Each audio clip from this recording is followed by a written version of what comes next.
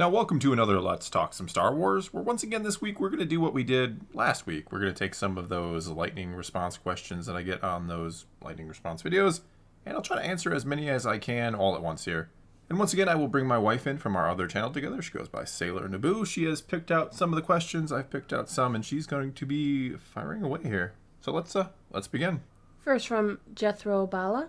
Hey Thor, what are your thoughts of the Ahsoka series? Would it be worth watching? And would I be alright even if I haven't watched Rebels yet? I certainly hope it's going to be worth watching. I mean, I'm a big Dave Filoni fan. I have confidence in Filoni. I have confidence in this show. I've said it before. I think this is kind of his Jedi trials, if you will.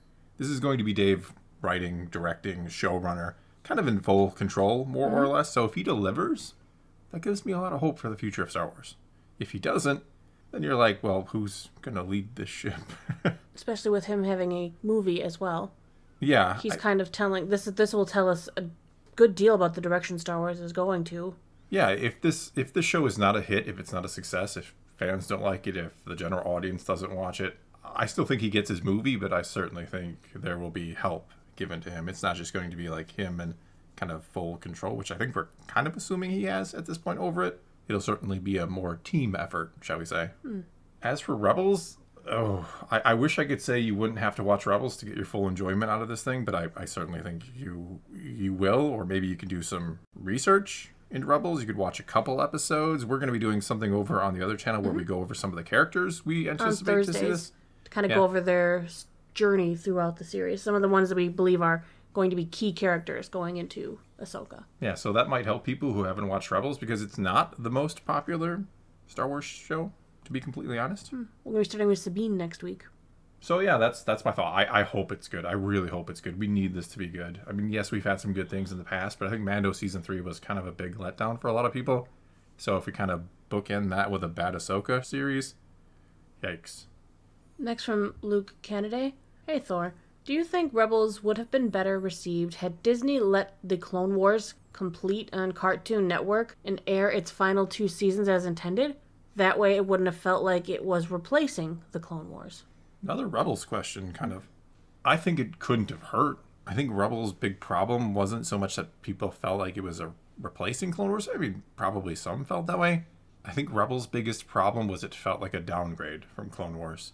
Right, a lot of people didn't like the art as much. Yeah, visually it's not as impressive. I mean, it's a different style, sure, but... Well, Clone Wars started out with a bunch of characters that everyone knows from the movies. Yes, that's Rebels a huge was trying boon. to build its own. So you had brand new characters, you had kind of a downgrade in animation, you had certainly a less mature feeling series, especially when you compare it to later seasons of Clone Wars, which are very kind of mature and very dark, and they're very deep and heavy. I think certainly to a degree, replacing Clone Wars hurt it, but I think just in itself, a lot of people skipped it because of what it looked like. Next from Luke Fay. Hey Thor, do you think re-editing and adding more character development scenes to be more in line with a Game of Thrones style of show, where you might get less din per episode, but more length and development for the show and characters in general? Dr. Pershing episode cut up throughout, Bo developed, and maybe her going to another clan to recruit them, and maybe some more Grogu and Din father-son scenes. I think more would help The Mandalorian. I know what Dave and John are going for. They've even, I think it was Dave Filoni, not John, but he even said recently that they cut a lot out to keep kind of the action flowing. And I think that's oftentimes to its detriment. It doesn't have to be Game of Thrones, but I get what you're going for, kind of a deeper look at the character sometimes. I think that's where the show kind of, especially as you get into like season 3, we're expecting it to be a little more bigger, a little more intriguing, a little more depth, and it still felt like kind of the same style of show, but trying to be more, and I don't know that worked so well. I think slowing down even just a little bit. Dave and John are playing in a sandbox, but not digging deeper into it. Yeah, exactly. They're built. It's a bigger and bigger sandbox, but they're just still surface level, and I think that actually really kind of hurt this season. I think it would have. I don't think people hated the Pershing episode as much as it just felt so out of place because it's so different than what we normally get. That's why I like this person's suggestion about cutting it up and putting it more throughout the series and maybe expanding a little bit on it. Yeah, I agree. I think if you kind of chop up maybe the Pershing storyline, do a little bit more with it, with the New Republic, a little more teases about what's going on, why they have this amnesty program.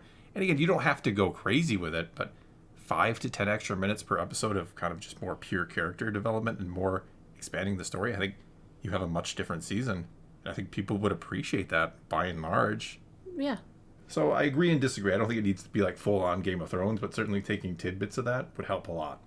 Next up from Star Wars News and Memes. Hey Thor. As a follow-up to this, I personally feel like although I was disappointed by the sequels, there's nothing that Disney could really do to ruin Star Wars, as long as we fans still have the expanded universe and legends, and was wondering if you agree with this statement, disagree, or somewhere in between. Fully agree.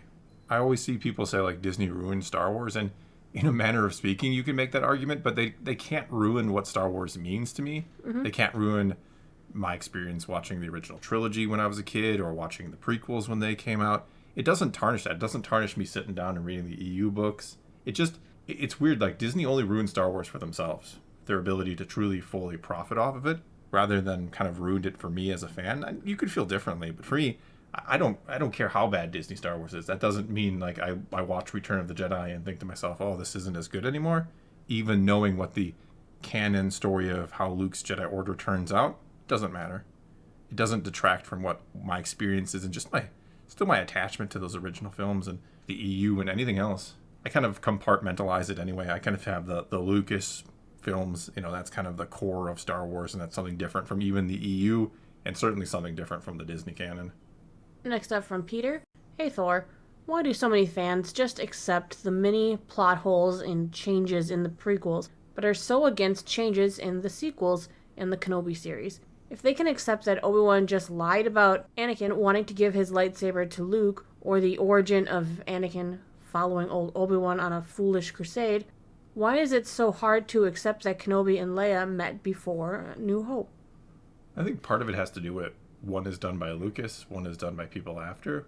Plus, when it comes to Obi-Wan's inconsistencies, Obi-Wan lied. He admits, he doesn't admit it like directly or bluntly, but he does admit like, hey, it was a certain point of view, everything I told you.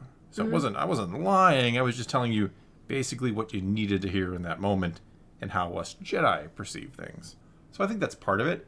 Another thing is, I don't know that any of the inconsistencies between the prequels and the original trilogy really too much affect the story.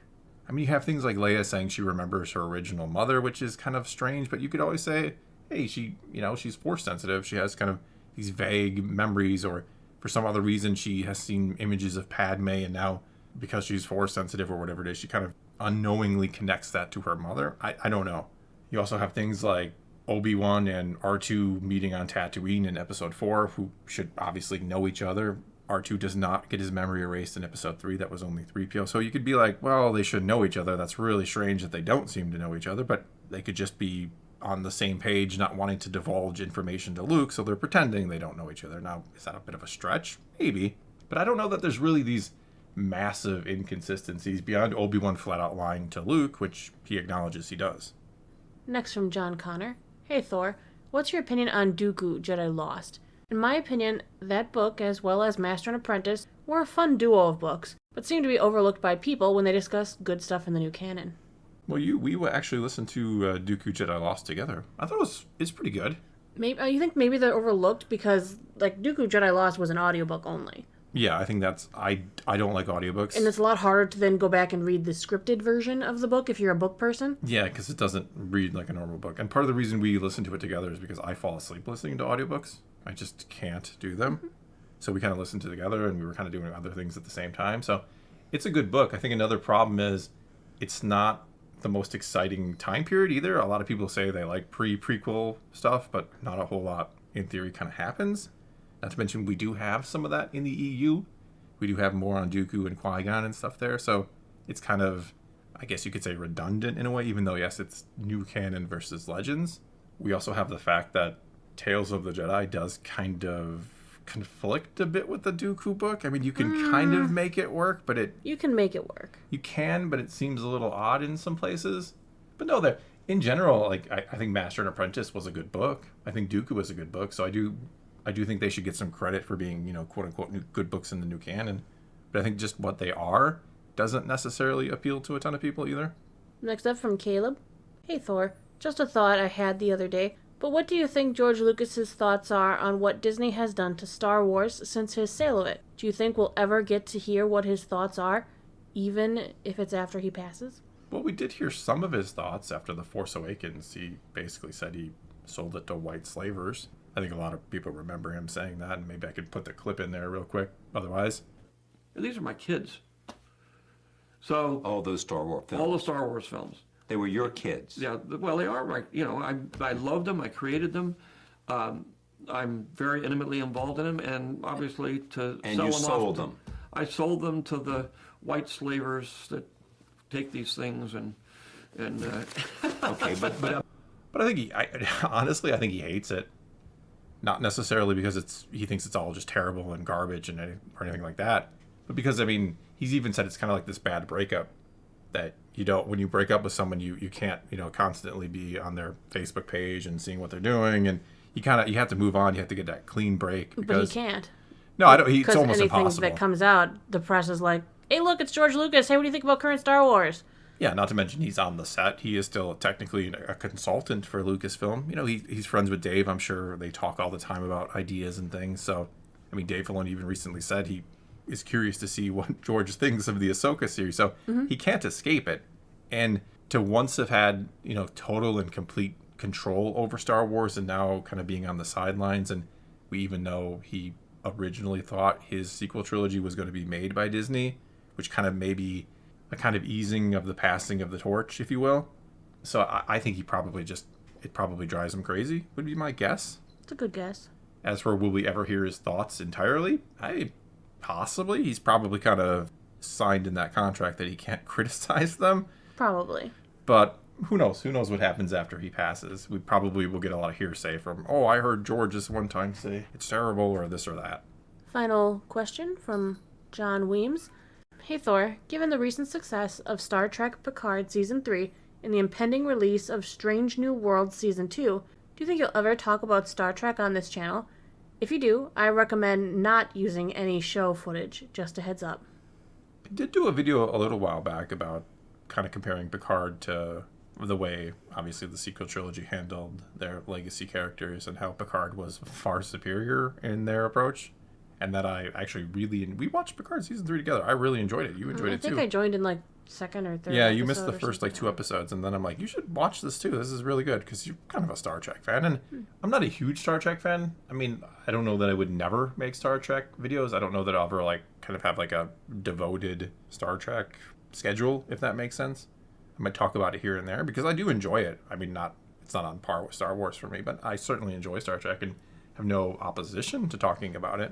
It was very hard for me to read this comment because every time I would say Star Trek, I wanted to say Star Wars because I'm so used to saying that word. Yeah, I'm kind of in the same boat where it's like if I see that kind of 2 quick words, like 2 4-letter words would start with star, my mind automatically goes Star Wars. But So yeah, I mean, I'm certainly not opposed to it, but I wouldn't like expect me to really get into it. I mean, we could talk about it a little bit on the other channel too at times.